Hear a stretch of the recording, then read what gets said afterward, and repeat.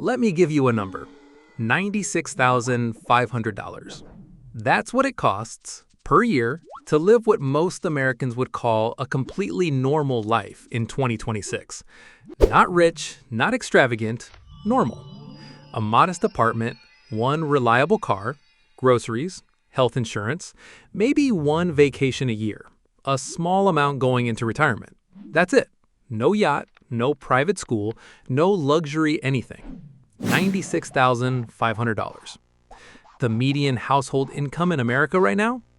$83,700, which means the average American household, the exact middle of this entire country, is $12,800 per year short of affording a life that used to be considered completely ordinary. And here's where it gets worse. That $83,700 is household income, meaning in most cases, two people working, two salaries, two sets of commutes, childcare costs, health insurance premiums, just to come up $12,800 short of normal. My name is Daniel, and today we're going to do something most financial media refuses to do. We're going to define exactly what a normal life actually costs in 2026, line by line, number by number, and then figure out who, if anyone, can actually afford it. Hit subscribe if you want the real math instead of the comfortable version. Let's get into it. Before we run the numbers, we need to define the thing, because normal is doing a lot of work in this conversation. Everyone has a different definition, so let's build one together, based on what Americans themselves say they want, not what influencers tell them to want. We're going to call our subject Daniel. Daniel is 31. He works in project management in a mid-size American city. Not New York, not San Francisco, not rural Kansas. Somewhere in the middle. Columbus, Ohio, Indianapolis, Charlotte, Richmond. Cities where the cost of living is supposed to be reasonable. Daniel wants a one-bedroom apartment he doesn't have to share with roommates, a car that starts reliably and won't strand him on the highway, groceries from a normal supermarket, not Whole Foods, not just ramen, health insurance that actually covers something, the ability to go out occasionally, dinner, a movie, a concert, one vacation per year, domestic, nothing crazy, some money going toward retirement every month, a small emergency fund growing in the background. That's it. No yacht, no private school, no luxury anything. By any reasonable standard from any decade prior to roughly 2015, this list describes a modest but stable lower middle-class life, something a single person with a decent job could expect to achieve. So what does it actually cost? Let's build the budget. Housing, $1,450 per month. The average one-bedroom apartment rent in mid-tier American cities right now sits at approximately $1,350 to $1,550 per month. We'll use $1,450 as our midpoint. That includes utilities at roughly $150 a month already factored in.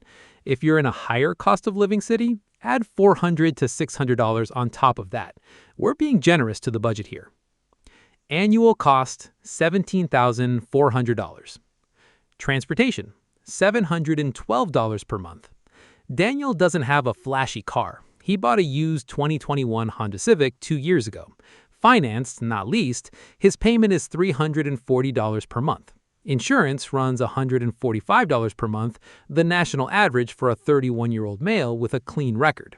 Gas, at current prices, about $140 for an average commute. Maintenance reserve, $87 per month, which is actually conservative given that AAA estimates annual maintenance at $1,282 for a mid-size sedan. Annual cost, $8,544. Food, $520 per month. The USDA's moderate cost food plan for a single adult male aged 19 to 50 in 2026 is $519 per month. That's cooking most meals at home, buying normal groceries, and eating out roughly 2 to 3 times per month. Not Michelin stars, not DoorDash every night. Annual cost, $6,240. Health insurance, $456 per month. The average monthly premium for an ACA marketplace plan for a 31-year-old in 2026 without employer subsidy is $456, and that's before the deductible. The average individual deductible on a mid-tier ACA plan is $4,500, meaning Daniel pays $456 every month and still owes the first $4,500 of any serious medical event out of pocket. Annual cost $5,472, not counting any actual medical expenses. Retirement savings, $500 per month. To retire at 65 with a reasonable income, roughly $50,000 in today's dollars, Daniel needs to accumulate somewhere between $1.2 and $1.5 million by retirement. Starting at 31 with $0 saved, contributing $500 per month into a diversified index fund at a 7% average annual return, Daniel hits approximately $1.27 million by 65. That's the bare minimum. Miss a few years and the number falls dramatically. Annual cost $6,000. Phone $85 per month. Mid-tier unlimited plan, no flagship device upgrade cycle. Annual cost $1,020. Internet $65 per month. Mid-tier broadband, required for remote work, job applications, everything modern life demands. Annual cost $780. Personal care and clothing, $150 per month. Haircuts, basic toiletries, one seasonal clothing refresh. Nothing extravagant. Annual cost $1,800. Entertainment and dining out, $200 per month. 2 dinners out per month, 1 streaming service, occasional movie or event. Annual cost $2,400. 1 domestic vacation, $2,000 per year. Flights, hotel, food for a 5-day trip somewhere in the continental U.S. Budget travel, not Europe, not Hawaii, Columbus to Nashville, Chicago to Denver, something reasonable. Annual cost $2,000. Emergency fund contribution, $200 per month. Financial planners recommend 3 to 6 months of expenses in liquid savings. To build that over 2 years, Daniel needs to set aside roughly $200 per month. Annual cost $2,400. Total annual cost of normal, $54,056. Wait, that's not $96,500. What happened? Here's what happened. We haven't added taxes yet. To take home $54,056 after federal income tax, state income tax, Social Security, and Medicare, Daniel needs to earn approximately $78,400 gross in a mid-cost state. And we haven't added student loans. The average monthly student loan payment for a borrower who graduated with a 4-year degree is $503 per month. Add that back in. Annual addition, $6,036. New gross income required, $87,200. Still not $96,500, because we haven't added what happens if Daniel lives in a city where rent is $1,850 instead of $1,450, or if his car insurance is $185 instead of $145, or if he gets one unexpected medical bill. The average surprise medical expense for an American adult in 2025 is $1,200, or if his employer doesn't offer health insurance and he's paying full market rate. Add realistic variance across all those categories, you land somewhere between $88,000 and $104,000 gross, with $96,500 as the honest midpoint. For a single person, living modestly, in a mid-cost city with no kids. So who actually earns $96,500? Let's look at the income distribution data. According to the most recent Census Bureau data, only about 34% of individual American workers earn $75,000 or more per year. Only 21% earn $100,000 or more, which means roughly 79% of individual American workers earn less than what's needed to comfortably afford a single person's normal life in 2026. Let that sink in for a moment. Nearly 4 out of 5 working Americans cannot, on their income alone, afford the modest single-person lifestyle we just described. And now you might be thinking, but most households have two incomes. And you'd be right. The median household income of $83,700 often reflects two earners. But here's what that masks. The moment you add a second person to Daniel's household, costs don't stay flat. They compound. A one-bedroom becomes a two-bedroom. Add $400 to $600 per month in most markets. Food costs roughly double if they have a child, and 71% of millennial households have at least one child. Add $1,300 per month in childcare costs on average. That's the national average. In major metro areas, it exceeds $2,000 per month. The two-income household that looks like it should be comfortable, it's frequently just two people running on two treadmills as fast as they can to stay in the same place. The Urban Institute ran the numbers on a dual-income household with one child in a mid-cost city in 2025. Combined income $95,000. After taxes, housing, childcare, transportation, food, insurance, and basic savings, they had $287 left over per month. $287. That's not wealth building. That's surviving with a very thin margin for error. This didn't happen overnight. It's the output of four specific economic forces colliding simultaneously. Force 1. Wage growth lagged inflation for 20 years.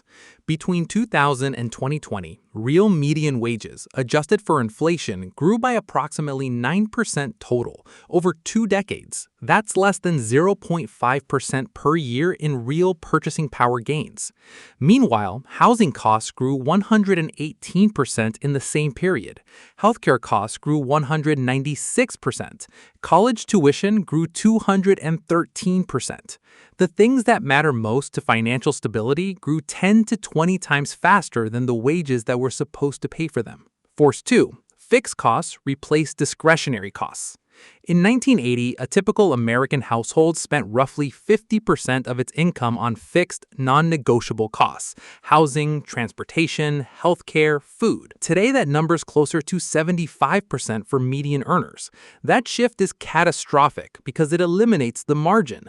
When 75 cents of every dollar is already spoken for before you make a single choice, you have almost no room to save, invest, or absorb shocks. Force 3. The benefits cliff. Here's something that almost never makes headlines. For households earning between $60,000 and $90,000, the phase-out of means-tested benefits, ACA subsidies, childcare credits, SNAP eligibility, creates effective marginal tax rates that can exceed 50% in some cases, meaning a $10,000 raise can actually reduce a household's net financial position because it triggers the loss of subsidies worth more than the raise. This isn't a fringe case. It affects millions of households in exactly the income range where people are working hard and expecting their situation to improve. Force 4. The student loan anchor. Americans collectively hold $1.77 trillion in student loan debt. The average borrower who took on loans for a 4-year degree carries $37,500 at graduation. At current rates on a standard 10-year repayment plan, that's $503 a month, every month for a decade, before you buy a single thing for yourself. The generation that was told education was the path to financial stability is paying a $503 tax on that belief every single month, during the exact years when compound interest would do the most powerful work. Let's get specific about millennials, the 25 to 35 cohort watching this. Net worth by age, 2026 data. The median net worth for Americans aged 25 to 35 is approximately $39,000.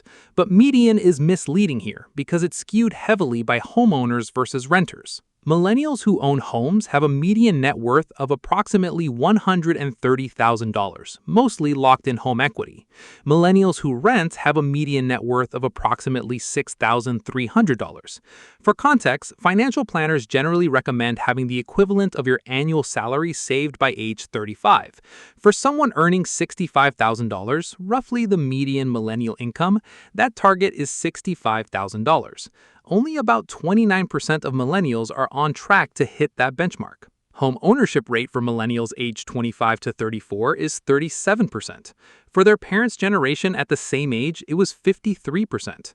Retirement savings. The median retirement account balance for Americans aged 25 to 35 is $18,880. At a 7% return, that balance needs to grow to roughly $1.25 million by retirement. To bridge that gap from $18,880 with zero additional contributions, which is obviously not realistic, you'd need roughly 120 years. The point isn't that it's impossible, it's that the math requires urgency and consistency that feels nearly impossible when 75% of your income is already committed before you make a single choice. So, what do you actually do with this information? First, stop optimizing the wrong things. The financial internet is obsessed with lattes, cancel subscriptions, pack your lunch, and none of that is wrong, but cutting $200 a month in discretionary spending does not solve a $12,800 annual structural gap.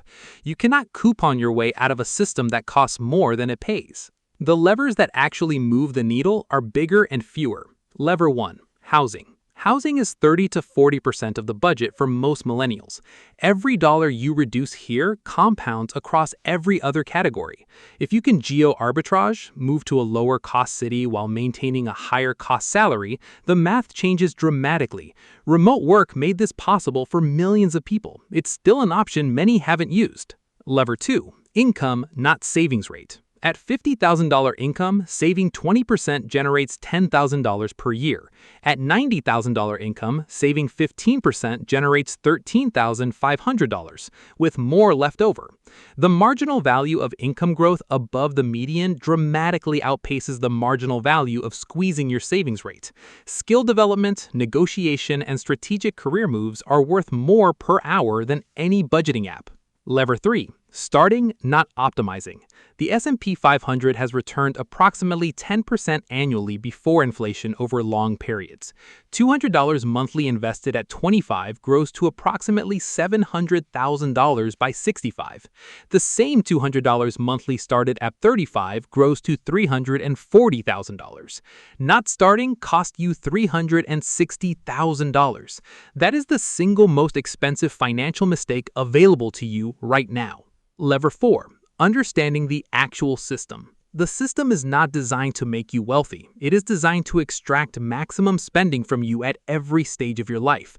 The car payment, the upgrade cycle, the lifestyle inflation that follows every raise, the social comparison that makes you feel behind when you're actually on track. Once you understand the architecture of how the system makes money off your spending, the choices become clear. Not easy, clear. Let's come back to Daniel. He needed $96,500 to live what we called a normal life. If he earns $75,000, he's short. He has choices to make: roommate, cheaper car, lower city, delayed vacation. If he earns $95,000, he's close, but one medical bill, one job transition, one unexpected expense away from the margin disappearing. If he earns $120,000, he can live that normal life and invest meaningfully. For the first time, the math actually starts to work. That income ladder, $75K to $95K to $120K, is the real financial conversation nobody's having. Not lattes, not avocado toast, not whether you're disciplined enough. The question is, what is the realistic path from where you are on that ladder to where the math actually works? That's not a guilt trip. It's a targeting exercise. You are not bad at money. The cost of normal went up faster than the income available to pay for it. That is a structural fact. It is documented, it is measurable, and it is not your personal failure. But it is your problem to solve, and solving it starts with running the real numbers, not the comfortable ones. Drop a like if this math hit different. It genuinely helps more people find this video. And if you want to go deeper, the next video breaks down exactly how to close the income gap step by step. See you there.